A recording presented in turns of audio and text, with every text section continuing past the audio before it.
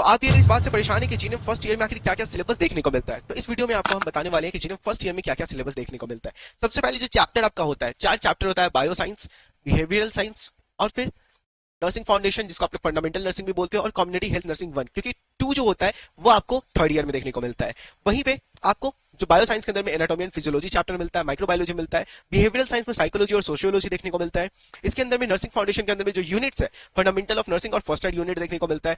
फिर आपका community health nursing में कम्युनिटी हेल्थ पहला यूनिट, फिर इन्वायरमेंटल हाइजीन देखने को मिलता है, फिर health education and communication skills और फिर न्यूट्रिशन देखने को मिलता है। तो हमने इस वीडियो को डिटेल में ही बताया है, एक लॉन्ग फॉर्म वीडियो में आप देख सकते हो, जो आपको वीडियो सेक्शन में देखने को मिलेगा। जीएनएम फर्स्ट ईयर के सारे चैप्टर, सारी यूनिट्स को हमने डिटेल में कवर करा है, तो आप वहां पे जाकर के डिटेल वीडियो भी देख सकते हो। ये एक शॉर्ट वीडियो में आपको बताया जा रहा है, ठीक है। तो इसके बाद में अगर आप इन सब की तैयारी भी करना चाहते हो तो आप हमारे रफ्तार बैच को परचेज कर सकते हो, जिसमें आपको कंटेंट पूरा समझाने के लिए daily live class, recorded class, notes, PDF सब कुछ मिलता है। क्वेश्चन प्रैक्टिस के लिए आपको बहुत सारे सेट्स मिल रहे होते हैं, 3000 से भी ज्यादा क्वेश्चन के सेट्स मिलते हैं, प्रीवियस ईयर पेपर मिलते हैं, डाउट ईआई का सपोर्ट मिलता है, डाउट क्लियर करने के लिए डीपीपी मिलता है, असाइनमेंट मिलता है, चेक पॉइंट मिलता है।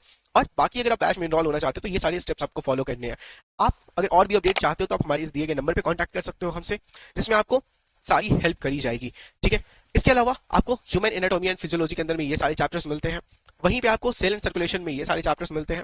फिर बॉडी सिस्टम्स में आपको ये सारे चैप्टर मिलते हैं। फिर बॉडी सिस्टम पार्ट 2 में आपको ये सारे चैप्टर्स मिलते हैं। फिर नर्वस सिस्टम में ये 2 chapter, skeletal and muscular system में ये 2 चैप्टर मिलते हैं। फिर माइक्रोबायोलॉजी टॉपिक में आपको 3 चैप्टर मिलते हैं। फिर इम्यूनिटी एंड कंट्रोल में 2 चैप्टर और माइक्रोस्कोपी में 1 चैप्टर। फिर आपका बिहेवियरल साइंस में आपको सोशियोलॉजी एंड साइकोलॉजी के अंदर में, साइकोलॉजी में आपको इंट्रोडक्शन, फिर स्ट्रक्चर ऑफ माइंड, फिर साइकोलॉजी ऑफ ह्यूमन बिहेवियर आपको देखने को मिलता है, और इसमें आपको लर्निंग, पर्सनैलिटी और इंटेलिजेंस देखने को मिलता है। फिर आपका सोशियोलॉजी का पार्ट आता है, sociology introduction, individual, family, society और कम्युनिटी पढ़ने को मिलता है। इसके अलावा फिर फंडामेंटल नर्सिंग में आपको नर्सिंग यूनिट्स में आपको introduction to nursing, nursing care of the patient, meeting basic needs of the patient, ये 3 यूनिट आपको पढ़ने को मिलते हैं, चैप्टर्स पढ़ने को मिलते हैं। नर्सिंग यूनिट पार्ट 2 में आपको ये सब मिलता है, और नर्सिंग यूनिट पार्ट 3 में 2 चैप्टर्स आपको मिलते हैं। फिर फर्स्ट एड में आपको ये सारे चैप्टर्स मिलते हैं। फिर कम्युनिटी हेल्थ नर्सिंग में ये सारे चैप्टर, और उसके बाद में पार्ट में आपकी ये सारे चैप्टर्स देखने को मिलते हैं।